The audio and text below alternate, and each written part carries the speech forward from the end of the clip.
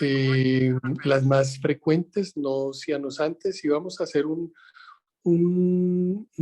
recuento, digamos, de cuál es la fisiopatología de esas cardiopatías y qué es lo que actualmente hacemos para su diagnóstico y tratamiento. Eh, Vamos a hablar de cardiopatías congénitas. Mi nombre es Jaime Franco, soy cardiólogo pediatra y en compañía de la doctora Camila vamos a, vamos a tratar este tema entre los dos. Bueno, eh, vamos a comenzar entonces con...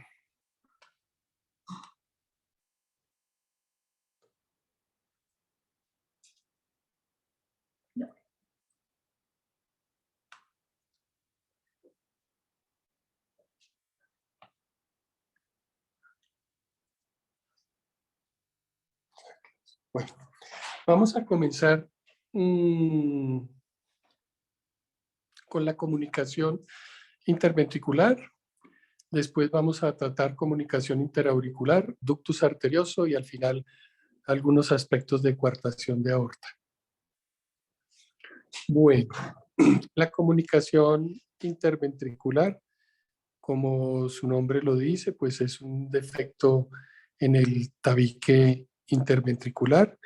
La comunicación interventricular es una de las alteraciones congénitas cardíacas más frecuentes en el paciente pediátrico y la podemos ver entre un 20 y 30% del total de las cardiopatías congénitas.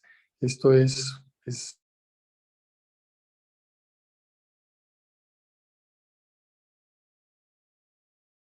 segunda más frecuente.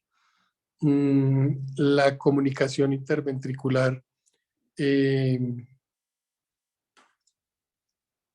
casi siempre cuando los pacientes vienen a consulta nos preguntan los padres cuál fue la causa de que mi hijo naciera con una cardiopatía congénita y habitualmente solo podemos reconocer un 10% de las causas, es bastante bajo.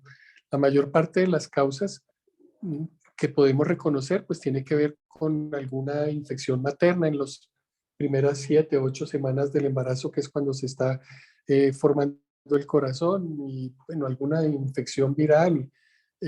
Por supuesto que claramente puede producir una alteración en la formación del corazón o algún uso de la madre de algún medicamento, algún anticonvulsivante, algún medicamento para algún trastorno mental.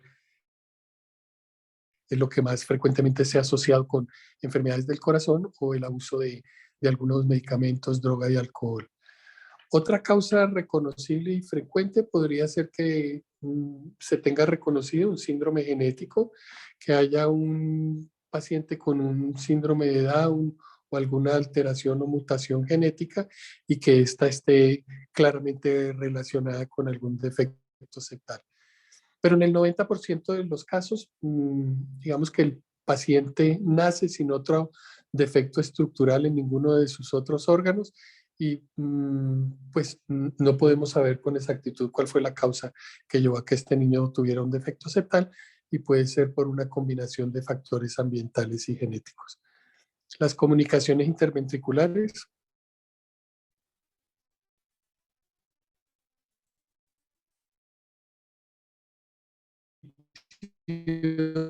del tabique del problema. Aquí tenemos una imagen, este es un corte donde nosotros podemos ver que han quitado la pared anterior del ventrículo derecho, todo este es el ventrículo derecho, aquí tenemos el tracto de entrada, aquí tenemos el cuerpo del ventrículo derecho y por acá sale la sangre hacia la pulmonar. Entonces, entendiendo, digamos, a qué anatómicamente este corazón, entonces podemos decir que aquí tenemos una comunicación interventricular que está cerca del tracto de entrada y es esta, canal auriculoventricular. Aquí tenemos esta comunicación interventricular que correspondería a la infundibular o a la del tracto de salida, que en este caso es esta que está debajo de la válvula pulmonar y es de muy baja incidencia. En este lugar, debajo de la valva septal de la tricúspide, están la mayor parte o las comunicaciones interventriculares más frecuentes, que serían las perimembranosas, y aquí en la parte apical estarían las musculares. Las membranosas y las musculares tienen la posibilidad de que una vez que nace el paciente, estas se pueden ir cerrando durante el primer año de vida y pueden ir reduciendo su tamaño o cerrarse completamente. Para entender un poco, para entender un poco cómo serían los síntomas de los pacientes, pues básicamente hay que entender cuál sería la fisiopatología de un paciente que tiene una comunicación interventricular grande. Les digo grande primero y empiezo por una comunicación grande porque las pequeñas, pues en principio no deberían generar ninguna alteración fisiopatológica y tampoco ningún síntoma, salvo la presencia de un soplo en el paciente pediátrico. En cambio, las comunicaciones grandes, con un tamaño grande, pues podría ya claramente generar una repercusión hemodinámica. Para empezar, una comunicación interventricular grande se considera que es grande cuando tiene más del 50% del tamaño de la raíz aórtica, ¿sí? Si una aorta en un niño midiera 1,5 centímetros, pues ya tener 7 milímetros sería tener una comunicación interventricular grande.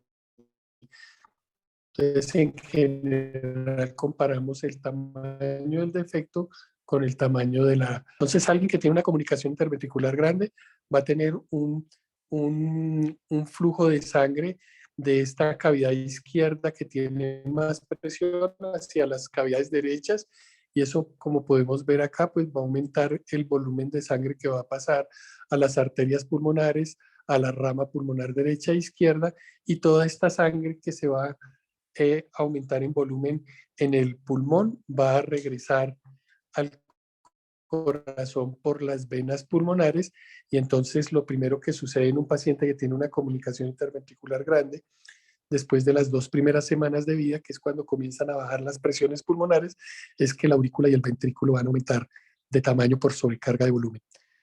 Si la comunicación no se corrige en los primeros meses de vida, los primeros 4 o 5 meses de vida, estas cavidades van a empezar a aumentar de tamaño, ¿cierto? Y la presión en estas cavidades comenzará a aumentar y el paciente empezará a tener síntomas de falla cardíaca izquierda. Con el paso del primer año de vida, si este problema no se ha solucionado, en las arterias pulmonares se va dando un engrosamiento de la capa muscular, se va dando unos cambios en las arterias pulmonares, y eso va a ir incrementando la resistencia vascular del lado derecho. En, en conclusión, vamos a empezar a tener un paciente que con el paso de los primeros años de vida, 1 o 2 años, va a empezar a tener hipertensión pulmonar, y esa presión, cuando ya es mucho mayor que la del lado izquierdo, va a generar ya no un cortocircuito de izquierda a derecha, sino de derecha a izquierda, y esta ya sería como la etapa final de la enfermedad, en donde ya el paciente tiene una Eisenmenger y donde ya pues prácticamente está en una situación de cambios estructurales en las arterias del pulmón, en donde ya sería irreversible con cualquier tipo de tratamiento. Entonces, entendiendo que esto es lo que le sucede hemodinámicamente a un paciente, pues podemos mm, tener muy claro que un paciente que tiene una comunicación interventricular grande es un paciente que en los primeros, después del primer mes de vida, va a empezar a tener una sintomatología que puede consistir en una dificultad respiratoria o respiración polimnéica, en unos pulsos hiperdinámicos, porque hay unos mecanismos compensadores en donde se dispara el sistema nervioso simpático y el corazón tendrá que empezar a latir con más frecuencia y con mayor fuerza para poder deshacerse de toda esa sobrecarga de volumen que tiene inicialmente el lado izquierdo del corazón. Vamos a tener durante la sístole un paso de sangre a través de esa CIB del ventrículo izquierdo al derecho y entonces se va a producir un soplo holosistólico, quiere decir que durante toda la sístola vamos a escuchar una turbulencia en el borde paraesternal izquierdo sobre el cuarto y quinto espacio intercostal.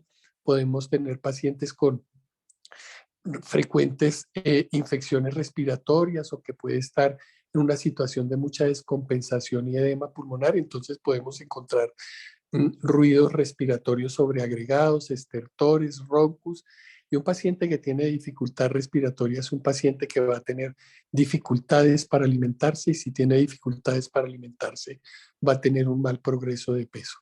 Entonces, todas estas son las manifestaciones clínicas que va a tener un paciente cuando está con sobrecarga de volumen en el lado izquierdo y cuando ya tiene hipertensión pulmonar va a tener un segundo ruido aumentado de intensidad y va a tener hepatomegalia congestiva por falla derecha. ¿Qué hacemos nosotros con estos pacientes para el diagnóstico? Hacemos una radiografía y aquí podemos ver que en la radiografía vamos a encontrar en alguien que tiene una CIB muy grande, una cardiomegalia. Aquí queda la arteria pulmonar y se ve que está dilatada y todos estos marcas vasculares están aumentadas de tamaño por hiperflujo pulmonar.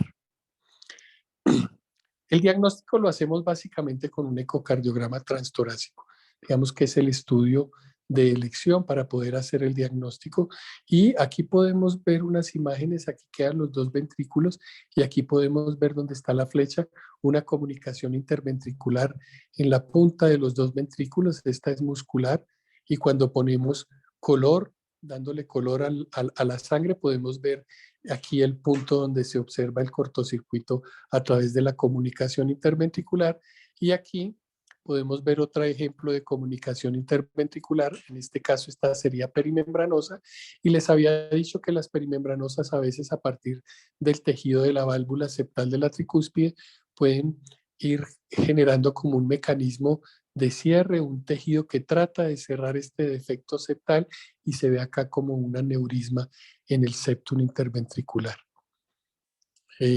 Con el ecocardiograma hacemos todo el diagnóstico, dónde está ubicada la comunicación, cuál es el tamaño de la comunicación, en qué parte del tabique y si el paciente tiene dilatación de las cavidades, porque podemos tomar medidas tanto de la aurícula izquierda como de los ventrículos y ver si está dentro de un rango normal o están dilatadas. Y también a través del ecocardiograma tiene hipertensión pulmonar o no y qué grado de hipertensión.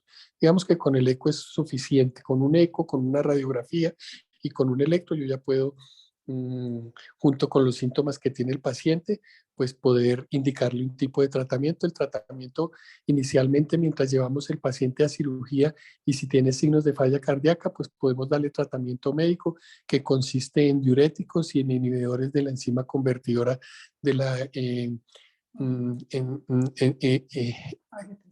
angiotensina, cuya función es reducir la poscarga en este caso. El tratamiento anticongestivo en pacientes que tienen falla cardíaca descompensada, pues sería darle diuréticos y inotrópicos endovenosos en caso de que el paciente esté en una condición clínica muy, muy mala. Y ya una vez que lo estabilizamos y lo mandamos con tratamiento anticongestivo a la casa, pues podemos ir programando la corrección quirúrgica del paciente. La corrección quirúrgica del paciente, pues aquí vamos a ver rápidamente, va a tener aquí están canulando el paciente porque se monta en circulación extracorpórea y a través de la aurícula derecha y de la válvula tricúspide que está acá, vamos a ubicar el defecto. En caso de que sea perimembranosa, que es la comunicación más frecuente, y aquí podemos ver, todo está en la válvula tricúspide, aquí, y aquí está el defecto en este lado, y ahí vamos a poner un parche, levantando la valva septal de la tricúspide, se pone un parche, este parche puede ser de pericardio del mismo paciente o pericardio bovino, y lo suturamos para hacer el cierre completo de esa comunicación interventricular y posteriormente hacemos un cierre de la comunicación de la pared de la aurícula y sacamos el paciente de la canulación y de la circulación extracorpórea. La mortalidad de esta cirugía actualmente es muy baja, debe estar alrededor del 1%, digamos, menos de 1 de cada 100 niños que operamos tienen mortalidad. Digamos que es un procedimiento que ya desde hace muchísimos años se hace en Colombia y la mortalidad es bastante baja y dentro de las complicaciones probablemente podamos tener en muy pocos pacientes algún bloqueo AV completo. El otro procedimiento que podemos hacer en un paciente que tiene una comunicación interventricular es el cierre por vía percutánea, por vía de catéteres que introducimos por las venas y arterias femorales. Aquí podemos ver, aquí hay un ventrículo, acá abajo hay otro ventrículo, aquí está un defecto muscular y a través de catéteres, como podemos ir viendo acá, podemos posicionar dentro de este defecto algunos de estos dispositivos que tenemos acá que van cambiando como de forma y de morfología y que se han ido, digamos, creando y que uno elegirá uno de estos dispositivos de acuerdo a la comunicación interventricular que vaya a cerrar. Inicialmente se ha venido haciendo este procedimiento para las comunicaciones interventriculares musculares y actualmente, digamos, está como en un proceso de ir mejorando el procedimiento y el uso de estos dispositivos para comunicaciones interventriculares perimembranosas, pero todavía falta, digamos, que los hemodinamistas que hacen cierres de comunicaciones interventriculares perimembranosas nos muestren mejores resultados con respecto a defectos residuales o a mortalidad o a la presencia de bloqueos AV cuando hacemos este procedimiento. Bueno, este es rápidamente lo que hacemos con la comunicación interventricular. La segunda patología es la comunicación interauricular y aquí nos va a ayudar la doctora Camila. Bueno, entonces la comunicación intraauricular, lo primero que hay que saber es que ellas se nombran un poquito parecido a las interventriculares de acuerdo al origen embrionario del defecto. Ya en un momento les va a mostrar un poquito de la embriología de la pared para que pues vean cómo se nombran. Y esta es un poquito menos frecuente que la comunicación interventricular. Encontramos que es entre el 8 y el 10% de las cardiopatías congénitas y la más frecuente en mujeres en una relación de 2:1 con respecto a los hombres. Usualmente, si bien puede estar aislada, está relacionada con otros síndromes o anomalías cardiovasculares. Entonces, lo primero es que esta se clasifica, como les dije, de acuerdo a su origen embrionario, en ostium primum, ostium secundum, la comunicación intraauricular del seno venoso y el seno coronario. Como pueden ver, la del ostium secundum es por mucho la más frecuente por encima de las otras, seguida por el ostium primum, la seguida del seno venoso, y la del seno coronario es muy rara, es especialmente aislada, aunque existe y suele estar asociada a síndromes complejos. Entonces, lo primero es la formación del septum interauricular, pues en su origen embrionario, estos dibujos pues son míos, pero bueno, el punto es que lo primero que tenemos es una aurícula común. Esto se va formando alrededor de la semana 5 pues, desarrollo embrionario. Tenemos primero una aurícula común de la cual se va a formar un septo que va a separar entonces lo que es aurícula derecha e izquierda o lo que será aurícula derecha e izquierda. Y esta es esta que estoy llenando aquí con el mouse, se va a llamar septum primum y se dirige hacia el cojín endocárdico dorsal. Este hueco que queda, este espacio que se va a formar entre el septum y el cojín, es el ostium primum. Este se alarga y posteriormente se reabsorbe, dejando entonces otro agujero en la mitad de las dos aurículas que va a ser el ostium secundum. Es aquí, ostium primum, ostium secundum. Posteriormente va a haber una unión y un cierre, digamos, embrionario del ostium primum, dejando el ostium secundum. Este ostium secundum es el que posteriormente va a ser el agujero que vamos a llamar el foramen oval. Entonces, más adelante se va a formar un septum secundum, es decir, otro septum a la derecha del primero y va a ser el que va a formar, digamos que la puerta o la membrana que va a separar, digamos, el foramen oval. Entonces, teniendo esto en cuenta, es que podemos entender que cuando la comunicación interauricular, el agujero que queda latente es el ostium secundum o el foramen oval, digamos que persistente, hablamos de un defecto de tipo ostium secundum. Cuando esto no ocurre, el foramen oval se cierra normalmente, pero tenemos una comunicación en la ubicación del ostium primum, hablamos entonces de una comunicación auricular de tipo ostium primum. Entonces, partiendo de eso, también se puede entender, igual que en el caso anterior de la comunicación interventricular, qué es lo que pasa dentro del corazón.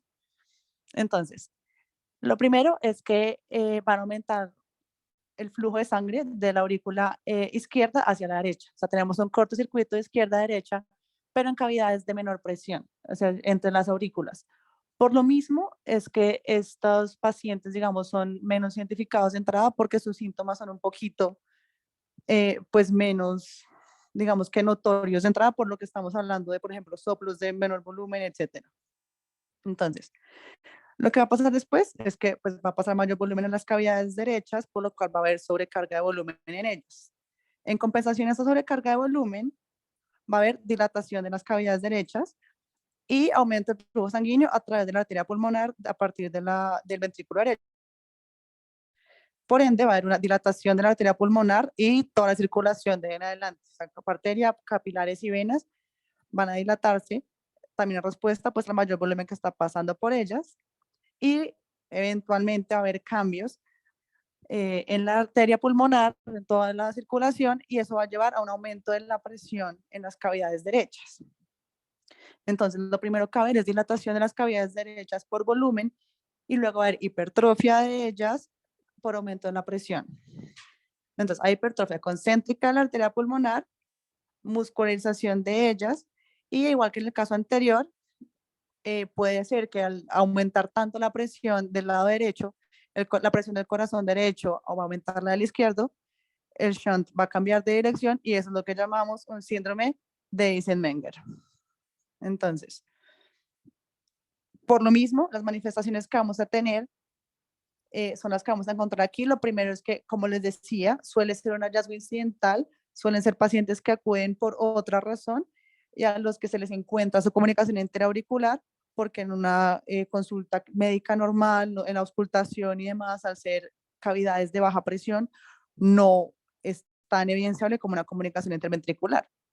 Entonces son pacientes que tienen infecciones respiratorias recurrentes o que llegan por infecciones respiratorias recurrentes y se encuentra su CIA, pacientes con disnea, con taquipnea, con sudoración profusa y que ya muy avanzada la enfermedad, cuando ya hay un síndrome de Eisenmenger, por problemas de oxigenación de la sangre, pueden presentar cianosis e incluso síncope, pero esto, como les digo, es una etapa ya muy avanzada en la enfermedad que pueden alcanzar porque no se diagnostica tan tempranamente. Entonces, al examen físico, vamos a tener pacientes de bajo peso, ya suelen ser, como les dije, mujeres, es más frecuente en mujeres en relación a los hombres, que son pequeñitas y de bajo peso, pues usualmente se caen, digamos, de la curva de crecimiento. Entonces, va a haber un impulso prominente al ventrículo derecho, ya que como está hipertrofiado, pues se va a hacer mayor el impulso a la auscultación, a la palpación. Va a haber un desdoblamiento fijo del segundo ruido, es decir, que el desdoblamiento no va a ocurrir en respuesta a la respiración, sino que al estar hipertrofiada el lado derecho, va a haber un desdoblamiento fijo del segundo ruido. Asimismo, puede haber soplo eyectivo sistólico en crescendo decreciendo y posteriormente un soplo mesodiastólico cuando la comunicación es de gran tamaño. Nuevamente, pues aquí separé, digamos, lo que puede pasar en caso de una enfermedad ya muy avanzada, que es que el pulso venoso yugular puede tener la onda A dominante. Como ustedes saben, la onda A del pulso venoso representa la presión de la aurícula derecha. Entonces, digamos que ya muy avanzada la enfermedad puede haber una onda A prominente, otro tipo de sístoles y regurgitación tricuspidia, digamos que notado por el soplo sistólico, en respuesta al aumento de la presión en el corazón derecho. Igual que en las comunicaciones interventriculares, se diagnostica con una radiografía de tórax, un ecocardiograma, que es el gold standard para diagnóstico, y hay cambios en este caso también electrocardiográficos. Entonces, vamos a tener una radiografía de tórax con hallazgos típicos de hipertensión pulmonar. Esto, digamos que estos cambios no son frecuentes en niños, se ven más a pacientes ya adultos, en la tercera o cuarta edad de la vida, cuando digamos que la enfermedad ha tenido el tiempo de hacer estragos. Pero en ello vamos a encontrar cardiomegalia.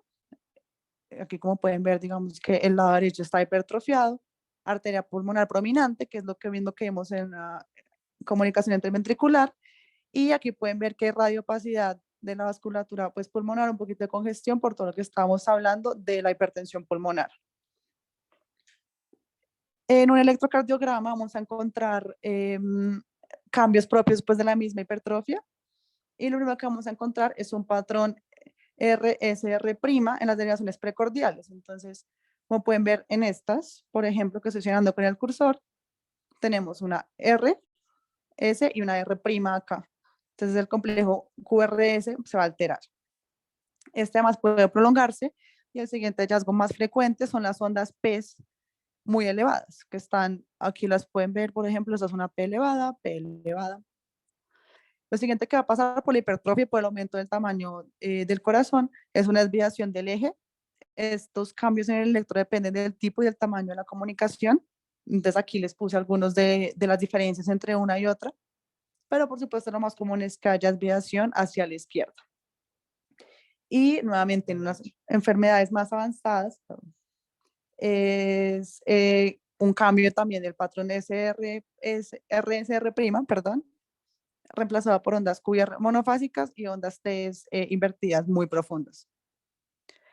Finalmente, en el ecocardiograma, que como les dije es el gold standard en este diagnóstico, este nos va a permitir ver el tipo de comunicación, el tamaño, el grado del cortocircuito, el efecto que ha tenido sobre el corazón en general. Nos permite medir la presión del ventrículo derecho y lesiones asociadas que pueda tener la comunicación. Entonces, por ejemplo, la otra les tenía un video, pero no se los puede poner. Entonces, vamos a seguir aquí ven, la comunicación entre aurícula izquierda y aurícula derecha. Aquí la flecha blanca les va a mostrar dónde está la comunicación. Aquí se alcanzan a ver, por ejemplo, está un huequito aquí en negro. Y aquí de pronto se puede ver un poquito mejor. Este espacio es la comunicación entre aurícula izquierda y aurícula derecha. Cuando el Doppler se activa, digamos, durante el ecocardiograma, podemos ver el paso de sangre entre las dos cavidades, que no debería ocurrir, por ejemplo. Y eso mismo pueden ver aquí en la siguiente imagen. Además pueden ver hipertrofiada la aurícula, el ventrículo derecho, perdón, en respuesta a la sobrecarga, como les había dicho ya en la fisiopatología. Entonces, el tratamiento, también digamos que tiene la opción de vía percutánea y de vía quirúrgica. Sin embargo, la percutánea está reservada para casos, digamos, específicos. Hay unas indicaciones claras que son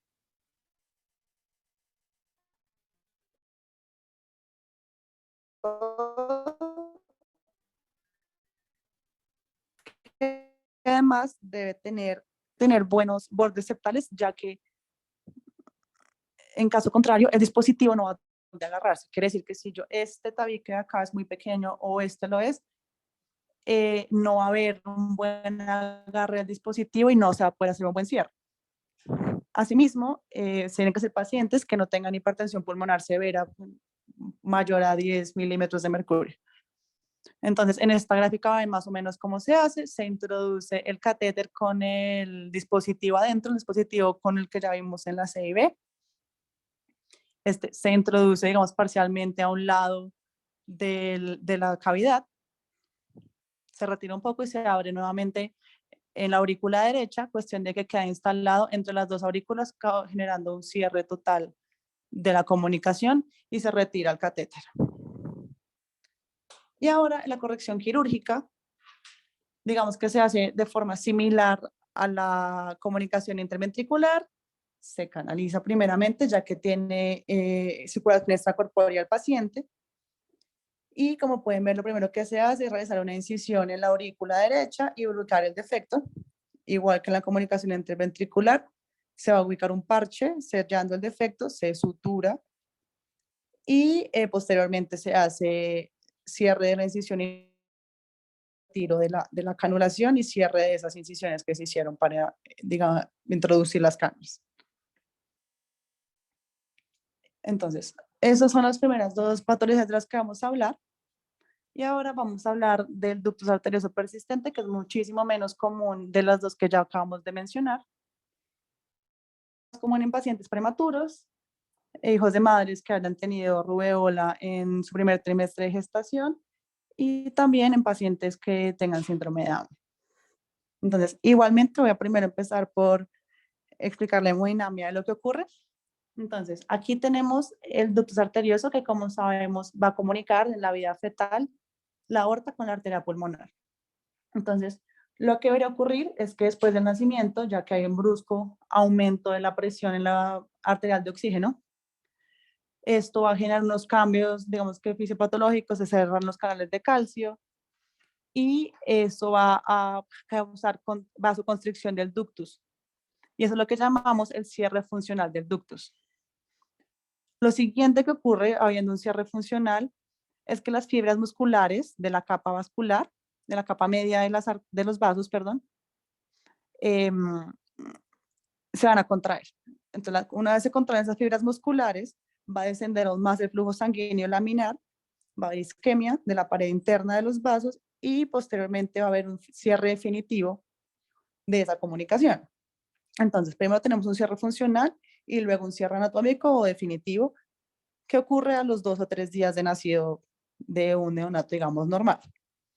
¿Qué pasa? Y una razón por la cual esto es más frecuente en prematuros es porque si bien no tienen una adaptación pulmonar, digamos, adecuada en la mayoría de los casos, que, digamos, condiciona ese aumento de presión arterial de oxígeno, que es el desencadenante de toda esta respuesta, además pueden tener una respuesta, digamos, anormal a ese aumento de calcio o a esa inflamación que se debe generar para el cierre definitivo del ducto. Entonces, cuando esto no se cierra, hablamos de un ductus arterioso persistente y lo primero que va a pasar es crear un paso de sangre de la aorta a la arteria pulmonar de sangre no oxigenada. Esto va a causar nuevamente mayor volumen que circula por la arteria pulmonar y va a haber una sobrecarga de volumen de retorno, digamos, por medio de las venas pulmonares hacia las cavidades izquierdas, que es lo que se ve aquí. Entonces, ese aumento del flujo sanguíneo va a generar nuevamente dilatación de la arteria pulmonar porque claramente, si bien es más volumen el que entra a las cavidades izquierdas, este mismo volumen va a salir por la aorta y una fracción de ese alto volumen va a volver a la arteria pulmonar. Entonces, digamos que el mecanismo de compensación vuelve a ser el mismo, que es aumento de las paredes de la arteria pulmonar, aumento de presión de la misma y por ende de las cavidades derechas. Nuevamente hipertrofia derecha y hipertensión pulmonar severa que puede resultar en un retorno, digamos, o en un cambio de sentido del shunt, que es lo que llamamos otra vez el síndrome de Eisenmenger. Entonces, con base en esto podemos entender la clínica, que es la dificultad respiratoria, igual que en el caso anterior, mal progreso de peso, fatiga y sudoración profusa. Hay muchísimos diferenciales que pues puse en esta diapositiva, entre ellos un murmullo venoso, porque claramente va a haber un soplo a la auscultación pues cardiovascular. Y bueno, ven varias diferenciales, una conexión venosa pulmonar anómala total, rotura de aneurisma del seno de Valsalva y otros síndromes que pueden, digamos, clínicamente confundirse con un ductus arterioso persistente, por lo cual vamos a ver ya como el mecanismo diagnóstico que nuevamente va a ser definitivo con el ecocardiograma donde se ve la comunicación persistente. Algunas complicaciones del ductus, digamos a largo plazo, son endoarteritis, aneurismas y formación de calcificaciones, que son una de las cosas que vemos cuando evaluamos el cierre de un ductus, que no haya calcificaciones. Entonces, en este ecocardiograma, nuevamente, vamos a ver el flujo de sangre de la aorta y la arteria pulmonar. Entonces, lo pueden ver aquí, es digamos que lo que señala aquí esta flechita amarilla es el paso de sangre a través de una cavidad a la otra y tal vez aquí se pueda ver un poco mejor. Como pueden ver, esta es la aorta y esta es la arteria pulmonar principal y ven aquí como no hay una separación de flujo, sino que se está pasando a través de ellos. Y esto que ven aquí es el cálculo del gradiente del flujo que nos ayuda a determinar la presión pues que carga ahora este corazón. Ahora, hay otro mecanismo diagnóstico que además también es terapéutico, que es por angiografía. Como pueden ver, se puede ver la comunicación entre la arteria pulmonar, que es esta, y la aorta, que es esta, y aquí ven cómo está, digamos que se continúa el flujo o el color más oscuro entre una y la otra. Y estas todas las imágenes son ejemplos de básicamente lo mismo, pero aquí digamos que tiene los nombres y les puedo mostrar más fácilmente dónde se comunica, y eso es lo que hablamos de un ductus arterioso permeable. Entonces, existe una primera alternativa que es un cierre farmacológico. Este solamente se puede hacer, o pues se hace más bien, en un recién nacido prematuro, y se realiza con inhibidores no selectivos de la ciclooxigenasa. Los dos medicamentos que están indicados para esto es la indometacina y el ibuprofeno. Ambos son similares en seguridad y eficacia, entonces digamos que son intercambiables en su uso. Ambos tienen esquemas, digamos, pues diferentes y de acuerdo al peso del paciente, etcétera. Y presencia de colitis necrotizante, alteración en los tiempos de coagulación, insuficiencia renal, entre otras cosas. Entonces, digamos que es una alternativa, pero pues el cierre definitivo, digamos más común, cuando hay cierres muy grandes, se va a realizar pues también por vía quirúrgica. Entonces, esta es la cirugía en la que, como pueden ver, entonces se ingresa a la cavidad, se ubica el defecto, que es este que ven acá de pronto así se más claramente. Esta es la aorta, esta es la arteria pulmonar. Lo que se hace es con un clip,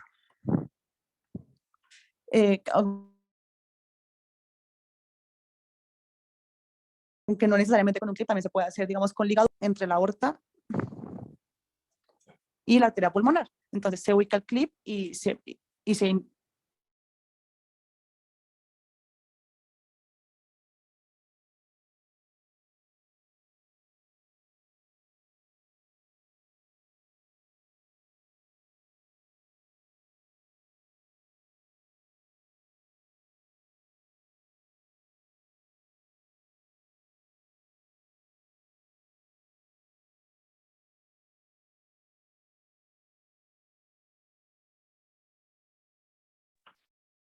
no sé si ahí o sea, me puede confirmar si me están escuchando. Creo que No, esa ahí última parte se cortó.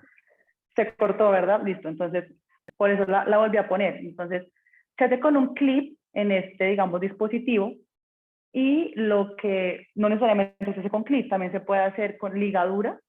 Aquí les voy a lo adelanto un poquito. Se hace con ligadura aquí y aquí, digamos, en ambos extremos, entre los cuales, digamos, se va a cortar para separar definitivamente el defecto. Esta decisión de hacerlo se hace de acuerdo al tamaño de esta comunicación.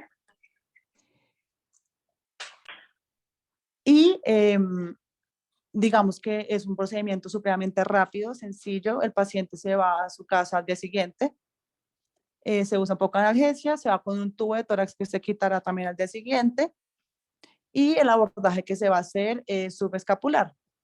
Ese es un procedimiento, como les digo, en verdad rápido, que no requiere circulación extracorpórea. Y el siguiente, digamos, mecanismo de cierre es percutáneo, como hemos hablado, y ese está indicado en pacientes más grandes, digamos, mayores de 8 kilogramos, que tienen un ductus arterioso persistente pequeño y no tienen hipertensión pulmonar severa, porque para quienes no cumplen con estos, digamos que condiciones, se prefiere un cierre quirúrgico que tiene mayor eficiencia.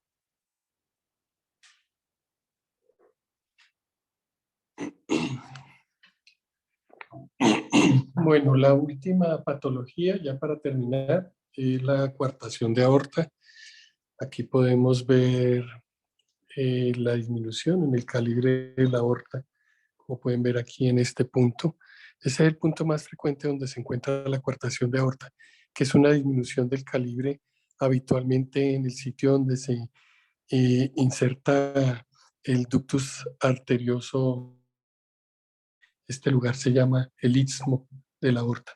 Pero por supuesto, uno puede tener coartación de aorta aquí a nivel de los vasos del cuello o en la aorta abdominal. Pero habitualmente este es el punto donde con mayor frecuencia se encuentra la coartación en relación con el sitio donde se estaba la emergencia del ductus. En general, la coartación de aorta también es una patología frecuente. La menos frecuente de estas cuatro que hemos hablado aquí, probablemente, digamos que la incidencia es de un 7% de los recién nacidos con cardiopatía congénita. Y es también es más frecuente, a diferencia de la comunicación interauricular, esta es más frecuente en hombres, en una relación de 2 a 1. Otro dato que nos puede ayudar es que puede estar asociada, por supuesto, a otra serie de alteraciones anatómicas. Puede estar asociado a ductus, puede estar asociada en un muy alto porcentaje a una aorta bivalva, o sea, una aorta que tiene solo 2 válvulas y no 3 como lo vemos habitualmente. Podemos tener asociadas comunicaciones interventriculares, sobre todo comunicaciones aquí a nivel muscular. Esas serían las alteraciones más frecuentes asociadas. La comunicación, la coartación de aorta también puede estar asociada a aneurismas cerebrales.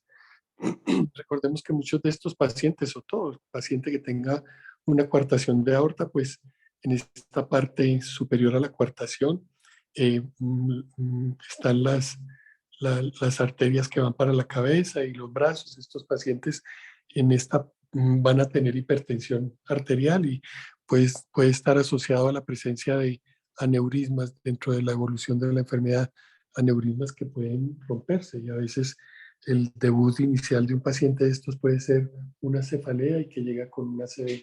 Entonces, un paciente joven, un adolescente que venga con un síntoma de accidente cerebrovascular, pues hay que pensar en que una de las probabilidades que tenga una coartación de aorta y que esto sea secundario a una hipertensión arterial. Mm, Bueno, cuando uno tiene una coartación de aorta, pues ya les había dicho anteriormente, la, eh, eh,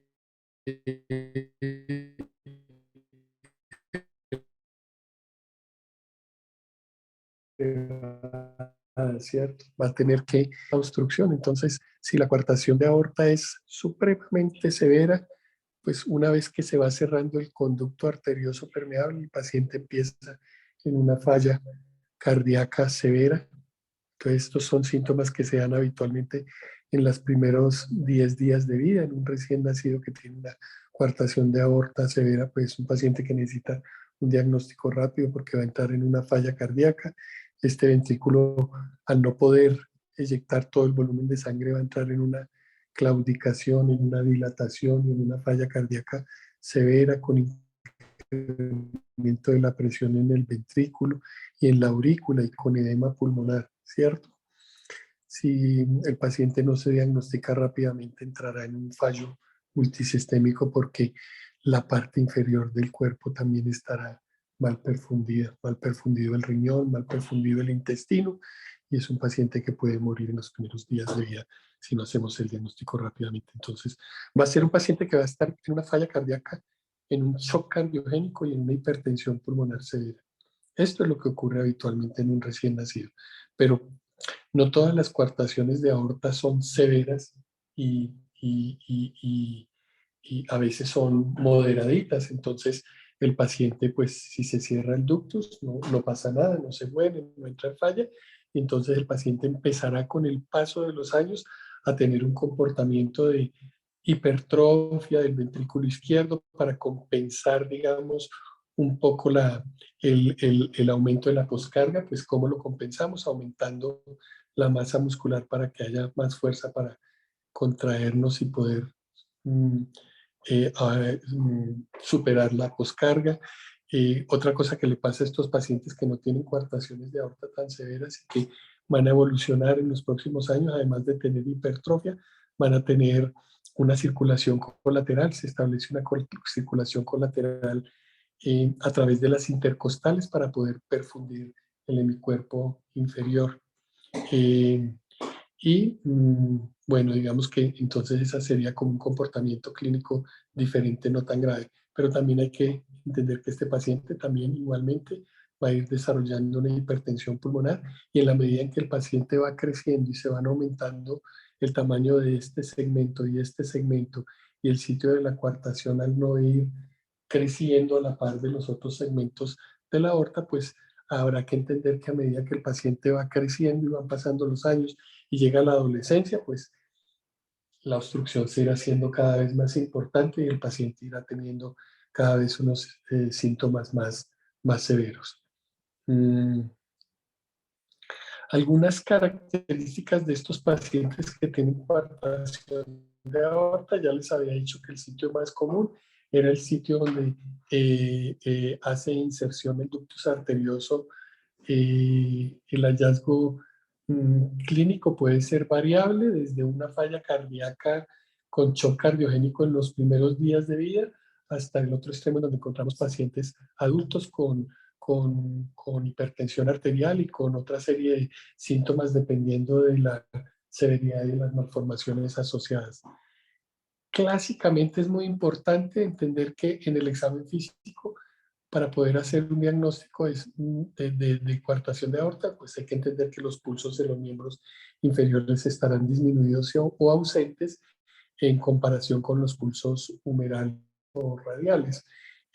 Otra parte importante del examen físico es que el paciente tendrá una presión arterial mayor en los brazos que en las piernas, y si estamos sospechando que hay una hipertensión pulmonar, deberíamos tomar la presión en el brazo y en la pierna a nivel del muslo, y podríamos encontrar una diferencia de 20 milímetros de mercurio siendo superior en los miembros superiores con respecto a los miembros inferiores.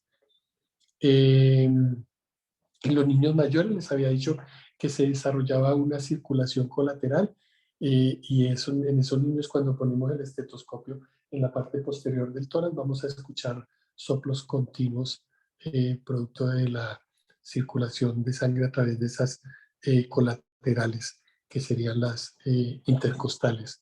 Eh, Puede haber claudicación cuando el niño hace ejercicio. Al tener menor perfusión en miembros inferiores, puede tener dolor en los miembros inferiores. Y por supuesto, ya les había dicho anteriormente que la de tipo infantil está asociada a unos síntomas tempranos, a falla cardíaca temprana, a falla multisistémica, asociado a otras malformaciones, y tiene pues peor pronóstico la, la coartación de aorta, que da síntomas en el recién nacido. Y por supuesto pues tendremos que diagnosticarla con más rapidez que la coartación tipo adulto. ¿Cómo hacemos el diagnóstico? El diagnóstico, pues, en la radiografía, ¿qué podemos encontrar? A veces podemos encontrar que la cardiomegalia, pues, en el adulto no va a ser muy llamativa. En un niño pequeño sí podríamos tener un corazón con una cardiomegalia global y con edema pulmonar. Podemos encontrar en la aorta el signo del 3 invertido, el signo del 3 por el sitio de la escotadura de la aorta, y cuando nos fijamos eh, mm, en las costillas, a veces podemos encontrar escotaduras en la parte inferior de las costillas. Esto lo vemos más en los pacientes grandes, no en los pacientes recién nacidos, por erosión que producen las arterias intercostales que les había mencionado antes. Podemos utilizar la resonancia en los pacientes mayores para poder observar con mayor claridad el sitio de la coartación y su grado de repercusión hemodinámica. Aquí podemos ver el ecocardiograma en pediatría, y en la etapa pediátrica es el estudio de elección. Aquí podemos ver el arco aórtico, aquí podemos ver los vasos que van para cabeza y cuello, y este es el punto de la coartación, y aquí abajo está la aorta de un tamaño ya normal. Entonces este es el sitio de la coartación. Podemos buscar si tiene otras anomalías asociadas, que sería lo más frecuente en los pacientes con coartación de aorta tipo infantil, y en los adultos pues en general no encontramos otras malformaciones asociadas. También podemos utilizar la tomografía, sobre todo en aquellos pacientes grandes, adolescentes, en donde estamos pensando que vamos a corregir la coartación con un stent.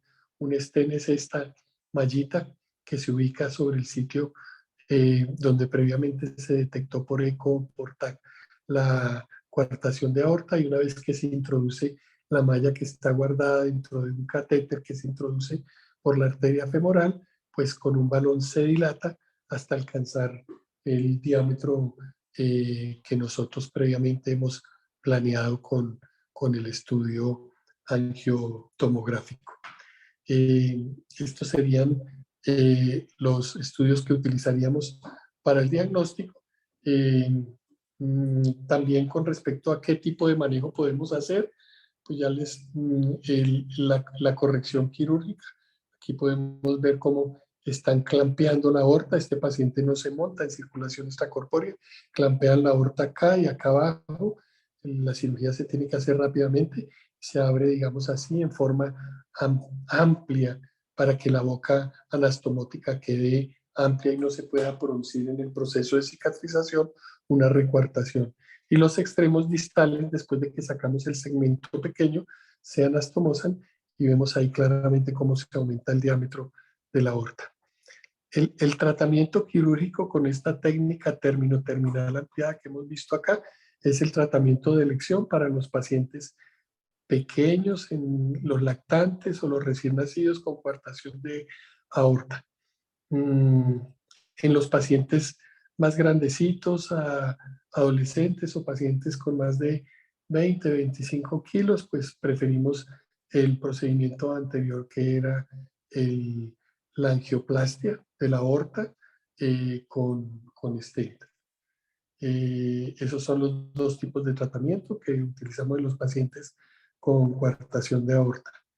Los diagnósticos ya les dije, ecocardiografía es lo que más utilizamos. Y como complementarios, pues podemos utilizar una radiografía, por supuesto también un electrocardiograma, para ver si el paciente tiene creencias izquierdas o derechas.